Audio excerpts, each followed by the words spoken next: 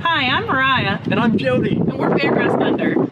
We have a wonderful, wonderful thing to show you today. That we're actually at the trailhead of one of the longest alleys in the city of Louisville, going from Finzer Street all the way down to 3 Points in Goss Avenue. So about half of it is in Smoketown and the other half is in Shelby Park. And the halfway point is the Logan Street Market parking lot. We're going to check out the first block or so of it. So one thing that we really wanted to showcase is that trees on a street really make such a difference. So look at these trees.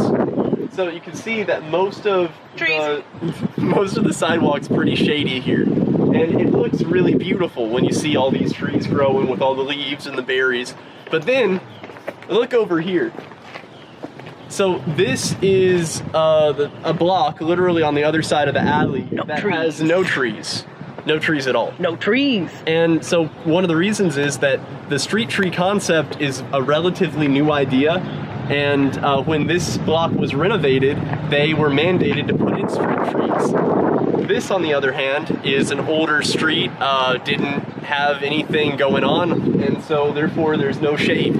So yeah, it's stuff like that. We really just have to, instead of going block by block, let's try to talk about a cohesive plan for the neighborhood to try to bring some trees back onto the sidewalk, because without trees, there's not going to be any birds that want to live next to your house. This is another interesting thing right here. Wherever you see mud in a neighborhood or a street, that's where the water goes. This is where all the sediment from other areas of the street wash to. And once the water dries up, all that's left is mud. So that means that this area on the sidewalk, this is where a lot of standing water is happening right now.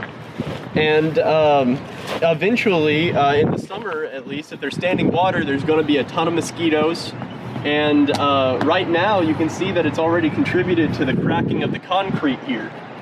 You know, whenever you get water in a space during winter, it's going to expand and contract according to the seasonal changes, and that causes a lot of cracking. So tiny little things eventually over time have a big impact, especially when you're talking about a neighborhood.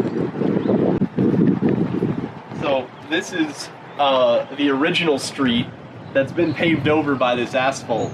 But you can see here, this is the same kind of stone that this is.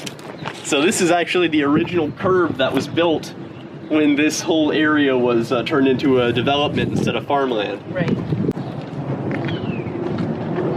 So this house caught fire recently and had to be demolished. It was abandoned. It was abandoned. So they're renovating these two on either side. But you can see that because they had to bulldoze everything, they just put down a layer of mud and some grass seed.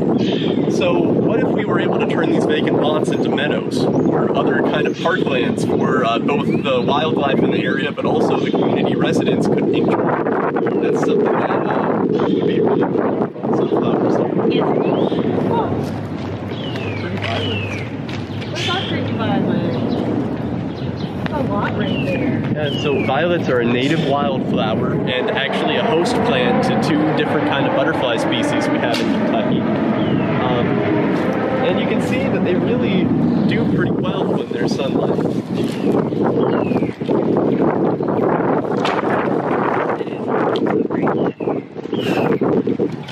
You talk about firework, y'all.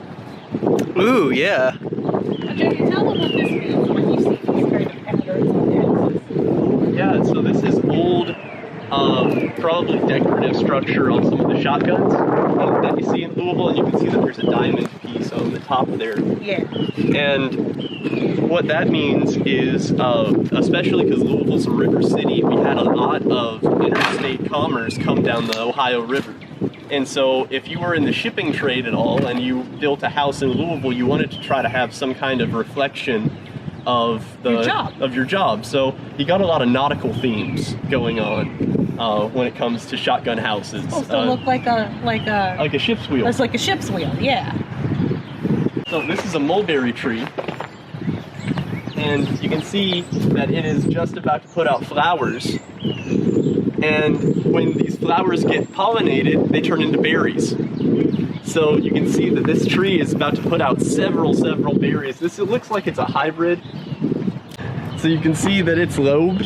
It has these little kind of mitten patterns. So that's how you know it's a white mulberry, at least a hybrid species.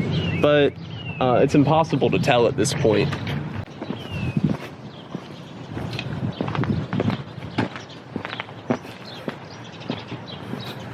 And you can see that because this alley was used so much before the city really spread out, you can see that a lot of buildings and businesses actually had frontage to the alley.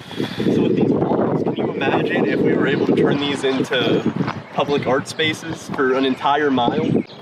So this is Mason Street. This is a shorter street in Smoketown, but if you keep on going, we're gonna take you on a tour of this whole stretch eventually. But can you imagine being able to go between Goss Avenue and 3 Points all the way up to almost Broadway in a straight line that's safe from car traffic? And walkable. And walkable. You know, it's really impressive that we have such amazing trees already here. This could really turn into a great alley, and we encourage any business or resident that is on this alley between Logan and Shelby Street and Smoketown and Shelby Park to reach out to us and let's start a conversation.